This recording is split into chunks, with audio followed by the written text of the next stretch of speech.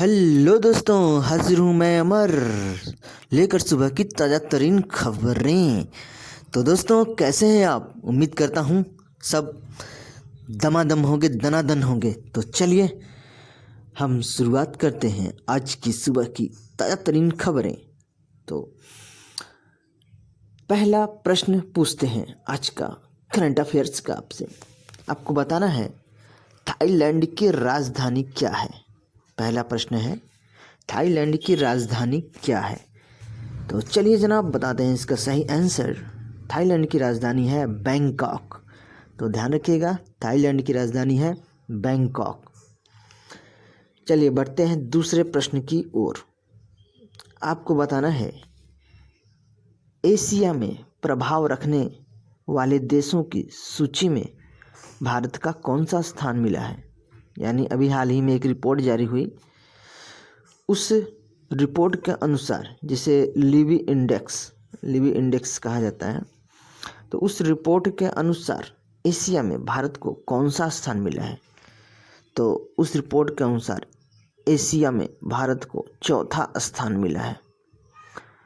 Actually ये Asia का ये प्रशांत पैसिफिक जो देश हैं, तो उन दो देशों में, उन दो देश नहीं है, उन देशों में जो भी देश शामिल हैं उन सबकी यह रिपोर्ट है। तो एशिया पैसिफिक देशों की हम बात करें तो इसमें भारत को चौथा स्थान मिला है।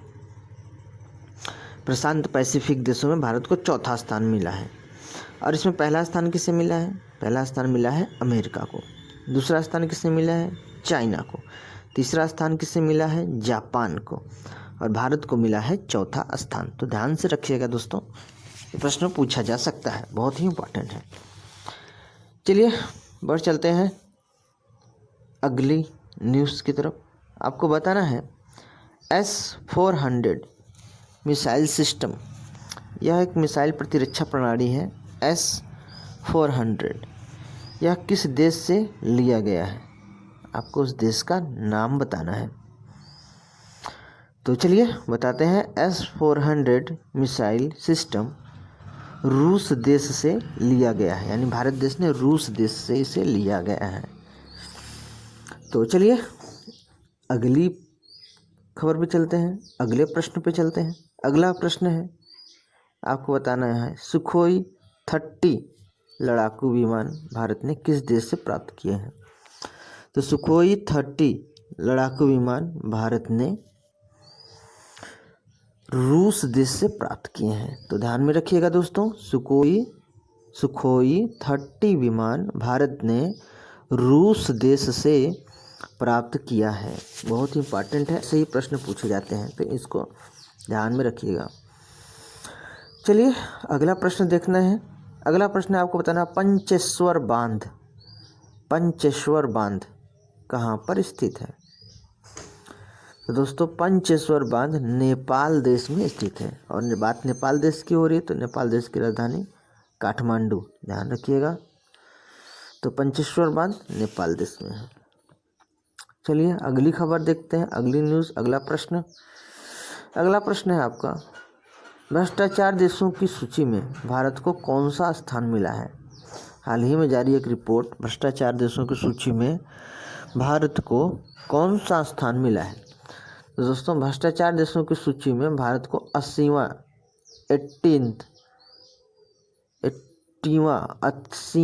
स्थान मिला है।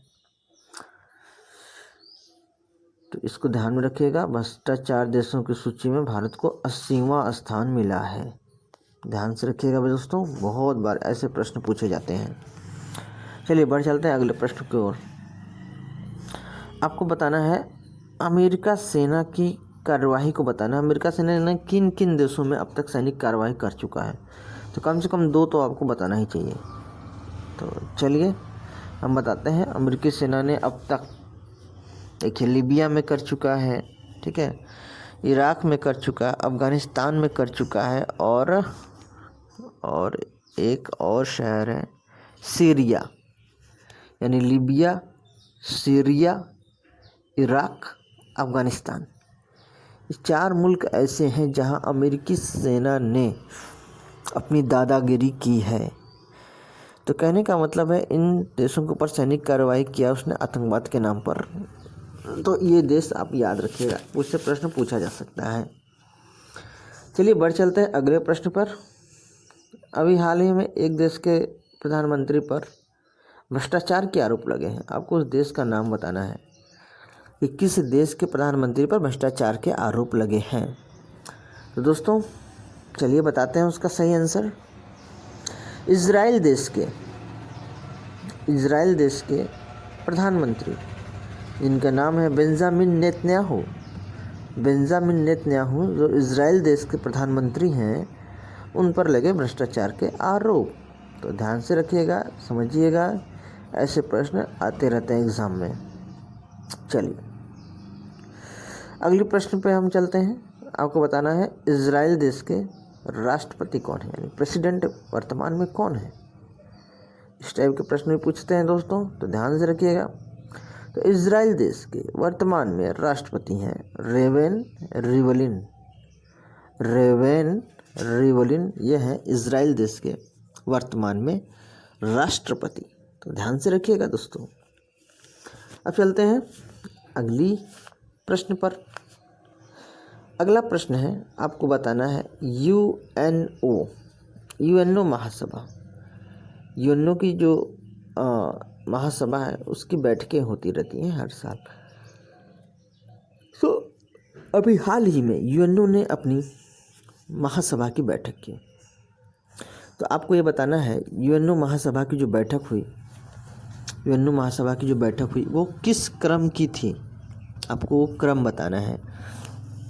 ये अक्सर पूछा जा सकता है, बिल्कुल आसान है, लेकिन उस समय एग्जामिनेशन सेंटर में आसान चीज़ भी मुश्किल लगने लगती है।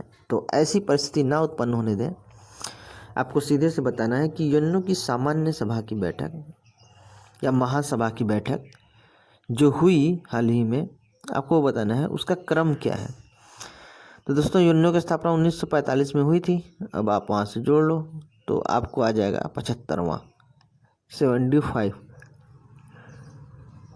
75वां क्रम की बैठक हुई। तो इसको ध्यान रखिएगा।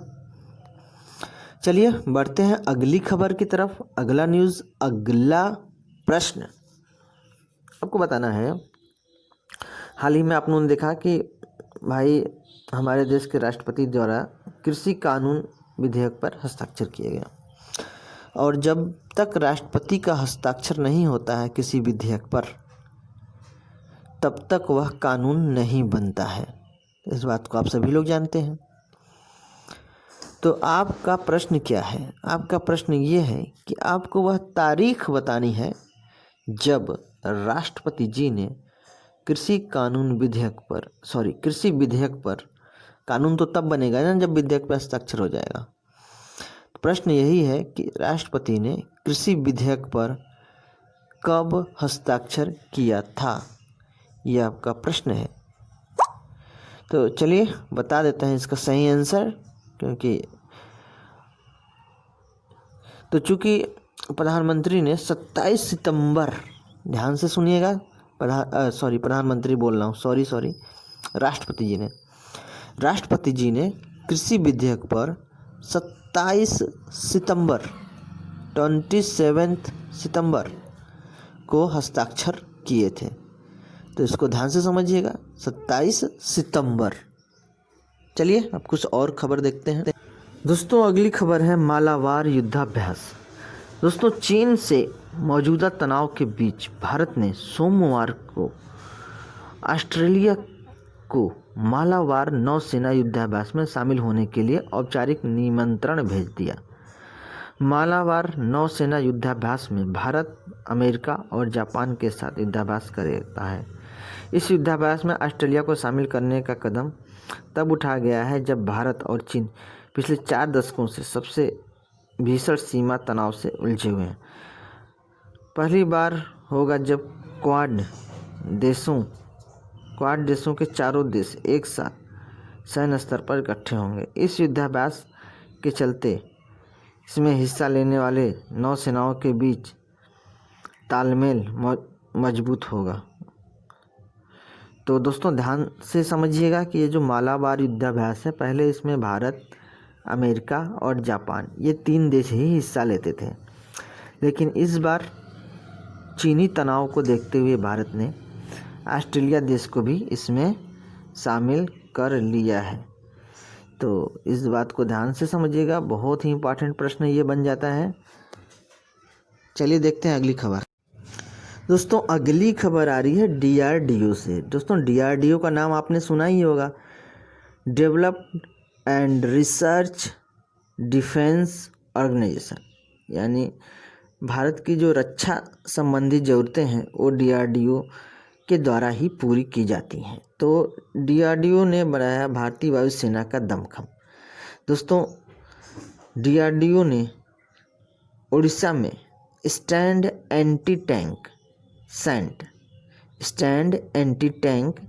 यानी सैंड मिसाइल का सफलतापूर्वक परीक्षण किया। इस मिसाइल को भारतीय वायुसेना को समर्पित किया गया। एंटी टैंक मिसाइल की खासियत ये है, अब इस मिसाइल की खासियत क्या है इसको भी समझना है, क्योंकि मिसाइल तो बहुत है लेकिन हर मिसाइल की अलग अलग खासियत है। इस मिसाइल की खासियत है कि लॉन्च के बाद, जब इसको लॉन्च करने के बाद वाले लॉक ऑन और लॉन्च से पहले लॉक ऑन दोनों तरह की क्षमता से लैस होगी।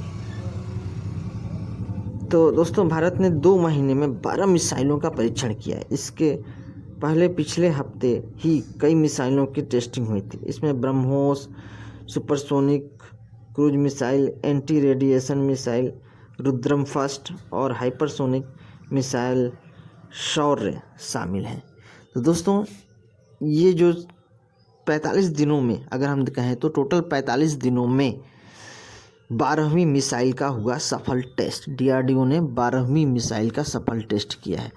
तो दोस्तों आप देख ही रहे हैं कि कैसे भारत का रक्षा क्षेत्र दिन पर दिन मजबूत और सक्रिय होता जा रहा है भारत देश की सीमाओं को सुरक्षा के लेकर। तो दोस्तों हमारे लिए बहुत ही अच्छी बात है किसी भी देश के लिए। तो आज इसी के साथ ही आज की यह क्लास यहीं पर समाप्त होती है। तो फिर मिलेंगे नेक्स्ट क्लास में, तब तक आप रखेंगे अपना ध्यान। धन्यवाद। Good morning.